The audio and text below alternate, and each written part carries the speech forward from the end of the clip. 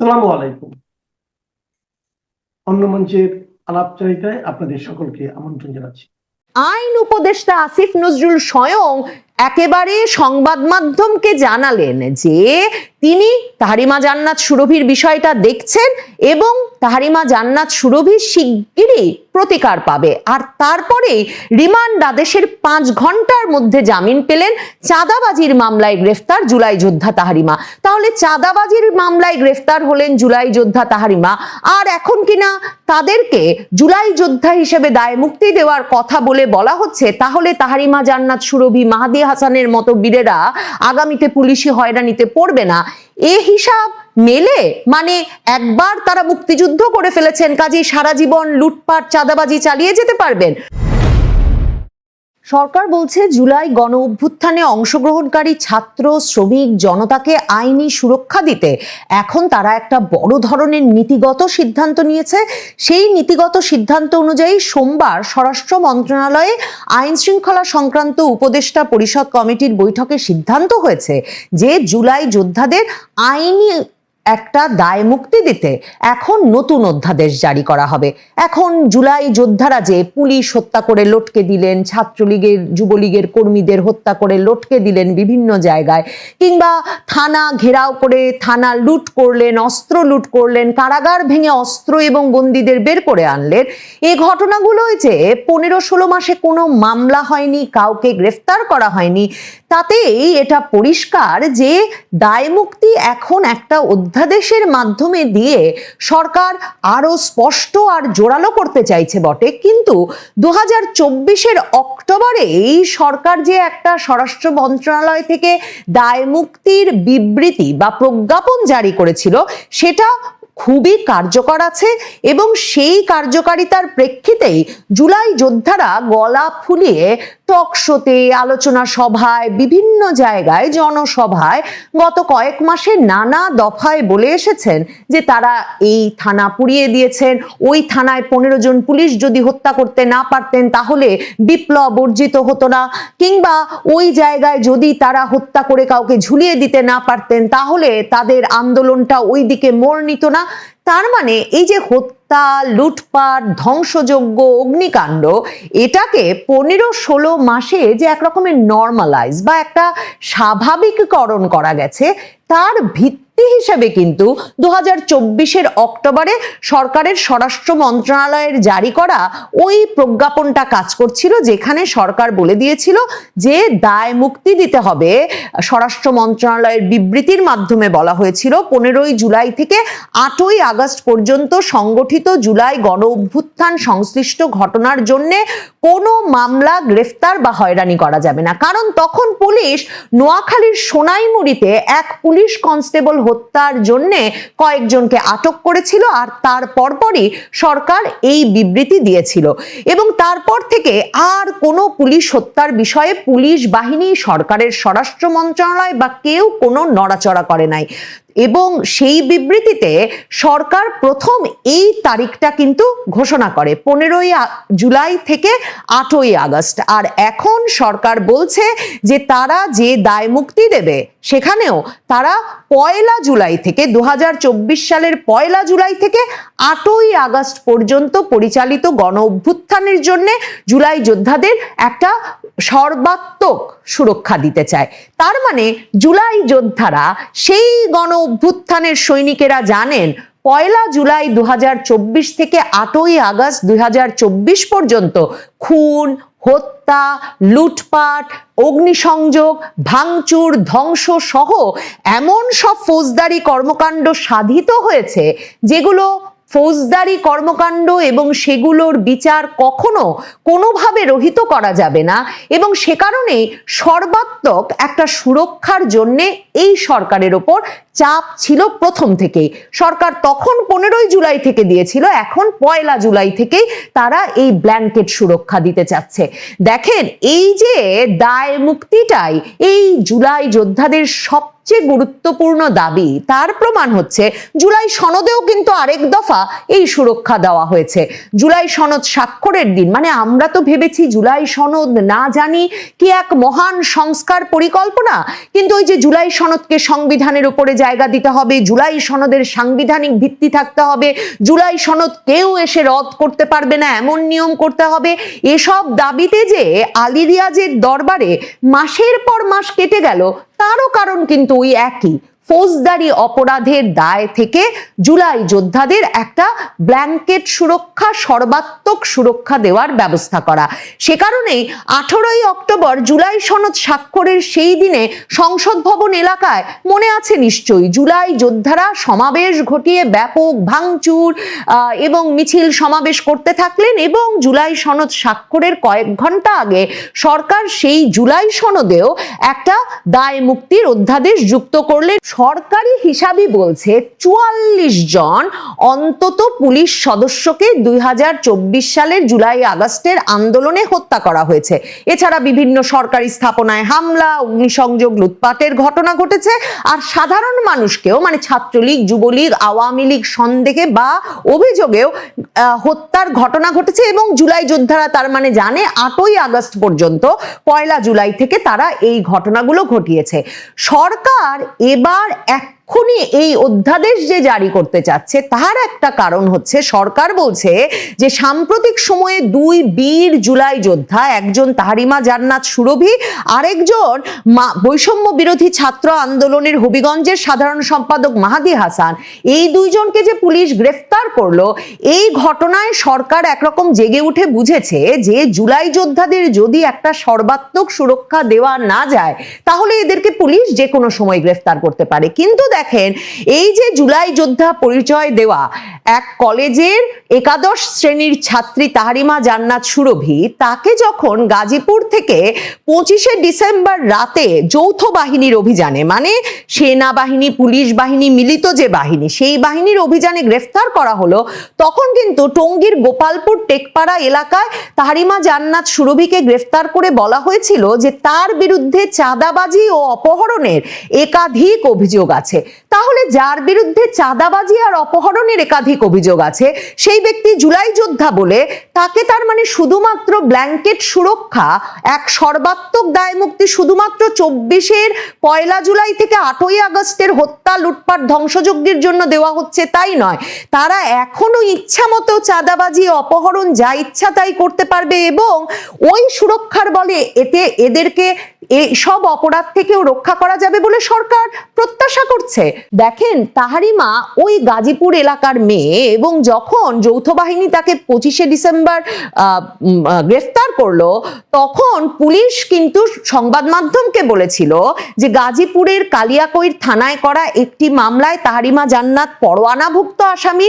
মামলাটি করেছেন নাইমুর দুর্জয় নামের এক সাংবাদিক। তার অভিযোগ, অর্থ আদায়ের উদ্দেশ্যে অপহরণ ও ভয়ভীতি প্রদর্শনের পাশাপাশি সামাজিক যোগাযোগ মাধ্যমে ব্ল্যাকমেইলিং কার্যক্রমে তাহরিমা জড়িত। এছাড়া তার বিরুদ্ধে অন্তর্বর্তী সরকারের উপদেষ্টা ও সেনা প্রধানকে নিয়ে সামাজিক যোগাযোগ মাধ্যমে কুরুচিপূর্ণ মন্তব্য করারও অভিযোগ আছে। তো এখন উনি যে নির্দোষ প্রমাণিত হলেন, মানে তখন তাকে কোন দোষে ধরা হয়েছিল? চাঁদাবাজি, অপহরণ, নাকি প্রধান উপদেষ্টা সেনা প্রধানের বিরুদ্ধে কুরুচিপূর্ণ মন্তব্য? কোন অভিযোগে ধরা হয়েছিল স্বরাষ্ট্র মন্ত্রণালয় থেকে সেটা পরিষ্কার করা হলো না।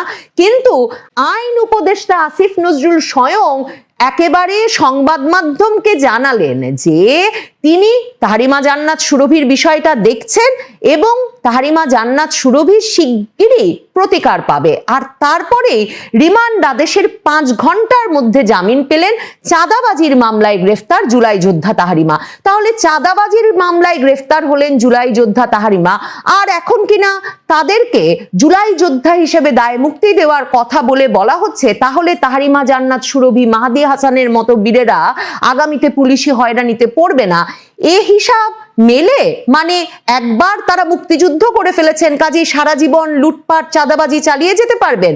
মাহাদি হাসানের ঘটনাটা দেখুন, পুলিশ কয়েকজনকে গ্রেফতার করেছিল একটি অভিযোগে এবং মাহাদি হাসান হবিগঞ্জের এই তরুণ, তিনি গিয়ে পুলিশকে, মানে তার ভিডিও তো ভাইরাল, তিনি গিয়ে পুলিশকে উল্টো এই হুমকি দিলেন যে আমরা হবিগঞ্জে থানা জ্বালিয়ে দিছি, আমরা হবিগঞ্জে এসআই সন্তোষকে পুড়িয়ে মেরেছি, আমাদের সাথে আমাদের কথা আপনি শোনেন না, আমাদের লোককে আপনি ধরে এনেছেন কোন সাহসে। ওই ভিডিও ভাইরাল হলে মানুষ যখন প্রশ্ন তোলেন যে পুলিশের সামনে বসে থানা জ্বালিয়ে দেওয়া, পুলিশ জ্বালিয়ে দেওয়ার হুমকি দিলেও যদি কোনো ব্যক্তির ব্যাপারে পুলিশ ব্যবস্থা না নেয়, তাহলে আইন শৃঙ্খলা ব্যবস্থায় পুলিশ নিয়ন্ত্রণ আনবে কি করে? তখন পুলিশ সরকারি কাজে বাধা দান এবং হুমকি দানের অভিযোগে মাহাদি হাসানকে গ্রেফতার করেছিলেন। তার মানে কি, জুলাই যোদ্ধা যদি আপনি হন, আপনি যদি বীর জুলাই যোদ্ধা হন, আপনি সারা জীবন ধরে পুলিশকে হুমকি দেবেন, পুলিশকে ভয় দেখাবেন, প্রশাসনকে ভয় দেখাবেন, আগুন জ্বালিয়ে আপনি কত বড় বীরত্বের কাজ করেছেন, আবারও আগুন জ্বালাতে পারেন, এ ধরনের হুমকি দেবেন, কিন্তু পুলিশ প্রশাসন কেউ আপনার বিরুদ্ধে কোনো ব্যবস্থা নিতে পারবে না। সরকার যখন তাহারিমা সুরভি আর মাহাদি হাসানের ঘটনাকে সামনে রেখে সেই দাবির মুখে এখন এই দায়মুক্তি অধ্যাদেশ জারি করতে যাচ্ছে, তখন তো এই প্রশ্ন করতেই হয়। স্বরাষ্ট্র উপদেষ্টার তরফে স্বরাষ্ট্র মন্ত্রণালয়ের ওই বৈঠক থেকে বলা হয়েছে যে 1971 সালের মহান মুক্তিযুদ্ধের সময় মুক্তিযোদ্ধাদের যেভাবে আইনি সুরক্ষা বা দায়মুক্তি দেওয়া হয়েছিল, 2024 সালের যোদ্ধাদেরকেও সেই সুরক্ষাই দেওয়া হবে। এখন বাংলাদেশে তাহলে কতবার মুক্তিযুদ্ধ সংগঠিত হবে? ধরেন ফেব্রুয়ারিতে যে সরকার নির্বাচিত হয়ে আসবে, সে সরকারের বিরুদ্ধে আন্দোলনের শুরুতেই যদি আন্দোলনকারীদের একটি দল বিভিন্ন জায়গায় বাংলাদেশে পুলিশকে আক্রমণ করে ঝুলিয়ে দিতে থাকে, সরকারি স্থাপনায় আগুন জ্বালাতে থাকে এবং বলে এটা তাদের তৃতীয় মুক্তিযুদ্ধ, এবং তৃতীয় মুক্তিযুদ্ধ হওয়ার কারণে শেষ পর্যন্ত ওইভাবে সরকার পতন ঘটিয়ে দিতে পারলে ওই নতুন সরকারকে এসে আবারও মুক্তিযোদ্ধাদের যেহেতু দায় মুক্তি দেওয়া হয়েছিল, ওই যোদ্ধাদেরও দায় মুক্তি দিতে হয়, তাহলে বাংলাদেশে আসলে পুলিশ কবে মৃত্যু ভীতি ছাড়া আবার কাজ করতে পারবে? কবে এটা নির্ধারিত হবে যে কোনটা মুক্তিযুদ্ধ, কোনটা সরকার বিরোধী আন্দোলন, কোনটা বৈধ, কোনটা অবৈধ? মানে এই মাপকাঠিগুলো কারা ঠিক করবেন? সরকার বলছে রাষ্ট্রপতির অধ্যাদেশ জারির মাধ্যমে এখন তারা সেটা করবে। আমার জানবার ইচ্ছা, রাষ্ট্রপতি কি ভাবছেন? এখন জুলাই যোদ্ধারা যদি, যেমন এখনো চাঁদাবাজি, অপহরণ, হুমকি কোনো কিছু দিলেই তাদেরকে ওই জুলাই যোদ্ধা সুরক্ষার কারণে আইনি ব্যবস্থা নেওয়া যাচ্ছে না, এখন রাষ্ট্রপতি ওই অধ্যাদেশে স্বাক্ষর করার পর জুলাই যোদ্ধারা 2024 সেপ্টেম্বর অক্টোবর থেকে যে দাবি করছেন রাষ্ট্রপতিকে নেমে যেতে হবে, সেই দাবি নিয়ে যদি আবার বঙ্গভবন ঘেরাও করেন, রাষ্ট্রপতিকে বের করে এনে যদি রাজপথে লটকে দেন, তাহলে কি জুলাই যোদ্ধারা এই সুরক্ষার আওতায়, মানে যেই সুরক্ষার অধ্যাদেশে রাষ্ট্রপতি স্বাক্ষর করবেন সেই সুরক্ষার আওতায় তারা আবারও সুরক্ষা পাবেন, নাকি ওই দফায় জুলাই যোদ্ধাদের বিচার করা যাবে? ফৌজদারি অপরাধ হচ্ছে এমন অপরাধ যে অপরাধ থেকে আসলে কোনো সময়সীমার মধ্যেই দায় মুক্তি ঘটে না। কাজেই সম্ভবত এই যে ইউনূস সরকার নানাভাবে আরো শক্ত করতে চাইছে জুলাই যোদ্ধাদের দায় মুক্তি, রাষ্ট্রপতি সেই অধ্যাদেশে স্বাক্ষর করতেও হয়তো প্রস্তুত হয়ে উঠেছেন, কিন্তু এই দায় মুক্তি না তাদের বাঁচাতে পারবে, না যারা স্বাক্ষর করছেন, অধ্যাদেশ দিচ্ছেন তাদের বাঁচাতে পারবে। রাজনৈতিক যে কোনো পট পরিবর্তনে এই দায় মুক্তি বড় দায় হয়ে দেখা দিতে পারে। খুব অল্প সময়েই জুলাইওয়ালারা আর জুলাইওয়ালিরা বাংলাদেশ দখল করে ভেবেছে যে তারা সর্বক্ষমতাবান। তারা যে সর্বক্ষমতাবান তার প্রমাণ বাংলাদেশ হাড়ে হাড়ে পাচ্ছে। দুপুরবেলা আদালতের রায় হয় রিমান্ডে নিয়ে যাওয়ার জন্য, জিজ্ঞাসাবাদের জন্য, আর সন্ধ্যায় জামিন হয়ে বাসায় ফেরা এক নাবালেগ জুলাইওয়ালি, যার জুলাই পরবর্তী তৎপরতা নিয়ে সারা দেশের মানুষ অবগত। দেশের আদালত নাকি সরকারের চাপ মুক্ত, কিন্তু আইন উপদেষ্টা আসিফ নজরুলের চাপে এই নাবালেগ জুলাইওয়ালিকে মুক্তি দেওয়া কিংবা হবিগঞ্জের বানিয়াচংয়ে পুলিশ হত্যা করে ঝুলিয়ে রাখার স্বীকারোক্তি দিয়ে পুলিশকে আবারও হুমকি দেওয়া ব্যক্তিকে মুক্ত করে আনার যে বিষয়টা বাংলাদেশে চলছে, তাতে আশ্চর্য হওয়ার কিছু নেই। এই বাংলাদেশি জুলাইতে সৃষ্টি করা হয়েছে। হত্যাকারীদের ইন্ডেমনিটি দেওয়া হয়েছে, তারা মুক্ত থাকবে, আর যারা হত্যার শিকার হয়েছে তাদেরকে দিয়ে কারাগারগুলো ভরে ফেলা হবে, তারা মুক্তি পাবে না। জুলাই সন্ত্রাসীদের সর্দার আসিফ নজরুল গং সেটা জান প্রাণ দিয়ে হলেও নিশ্চিত করবেন, করছেন এবং ভবিষ্যতেও করবেন।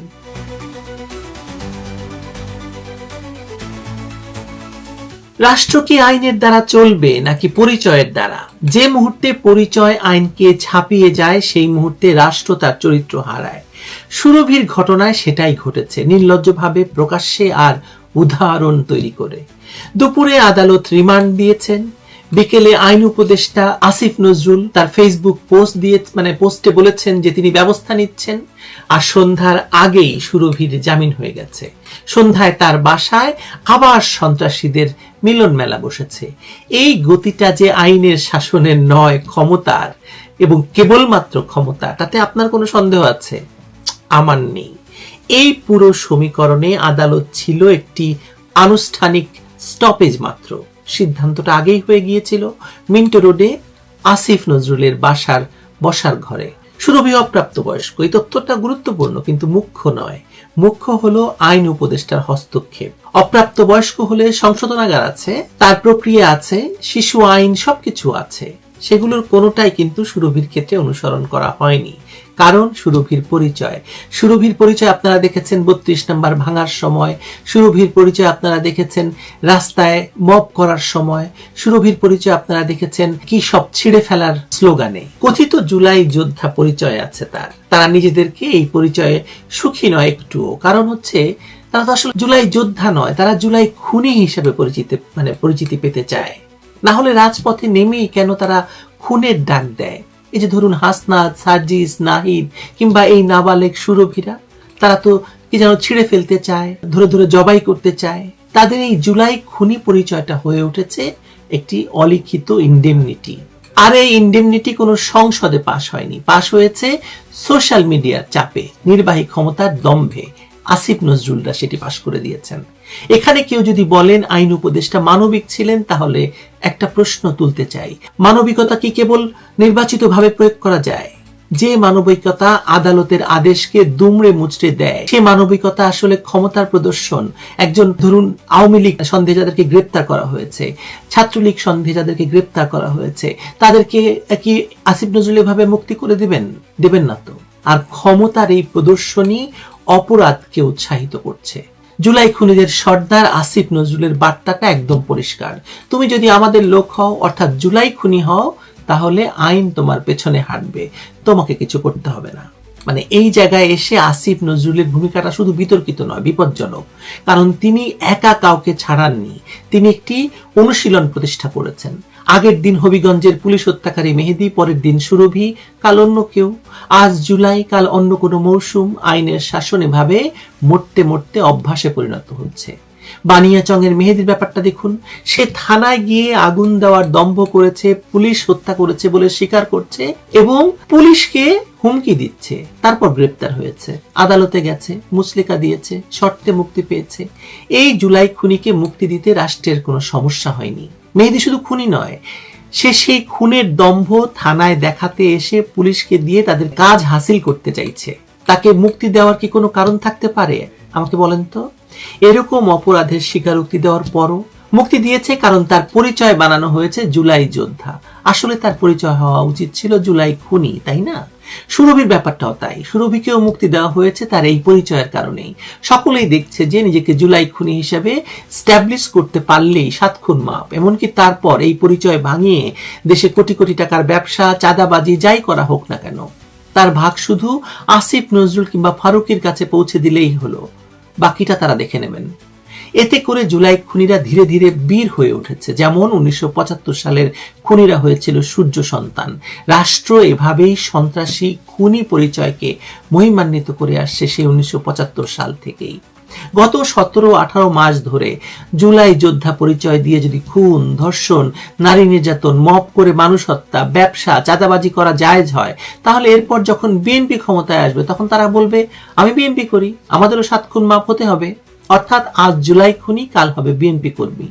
আজ এক পরিচয়, কাল আরেকটা। বিএনপি ক্ষমতায় গেলে তারাও বলবে আমরা বিএনপি কর্মী, আমাদের জন্য সব হালাল। ক্ষমতা বদলাবে, সাথে সাথে ইনডেমনিটির রঙও বদলে যাবে, কিন্তু চরিত্র বদলাবে না। যারা আজ এই হস্তক্ষেপকে হাততালি দিচ্ছেন, কাল তারা এর শিকার হবেন। মজার ব্যাপার হলো, এই ইউনূস আর আসিফ নজরুল গংদের আমলেও আদালতে বিচার টিচার হচ্ছে, কিন্তু নির্বাচিত ভাবে।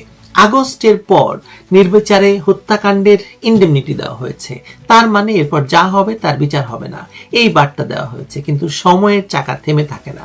মোহাম্মদ ইউনূসের সময়েও রাজনৈতিক বিভাজন বেড়েছে, গ্রাম পর্যন্ত আগুন গেছে, প্রায় 4 লাখ মানুষ জেলে, অগণিত বাড়ি লুট হয়েছে, অগ্নিসংযোগ হয়েছে। এটা কোনো স্বল্প মেয়াদী উত্তাপ নয়, এটা সংস্কৃতি হয়ে উঠেছে। আপনি যদি আইন ও সালিশ কেন্দ্রের রিপোর্টটি কেবল পড়েন তাহলে আপনি দেখতে পাবেন যে কি ভয়াবহ অবস্থার মধ্যে আছে। তারা বলছে যে বাংলাদেশে বিচারহীনতার সংস্কৃতি নাকি তারা তুলে ফেলেছে, কিন্তু কি ভয়ঙ্কর ভাবে বিচারহীনতার সংস্কৃতি এখনো বর্তমান আপনি ভাবতে পারবেন না। কিভাবে জেলের ভেতর কারাগারে আওয়ামী লীগ নেতা কর্মীরা মারা যাচ্ছে, কেউ কোনো খোঁজ রাখছে না। আইন শৃঙ্খলা বাহিনীর হাতে মারা যাচ্ছে, গুম হচ্ছে, মবকে প্রেসার গ্রুপ বানিয়ে রাষ্ট্রীয় পৃষ্ঠপোষকতায় ব্যবহার করা হচ্ছে। এতে যারা খুশি হচ্ছেন তারা বুঝছেন না যে এই আগুন একদিন দরজায় কড়া নাড়বে।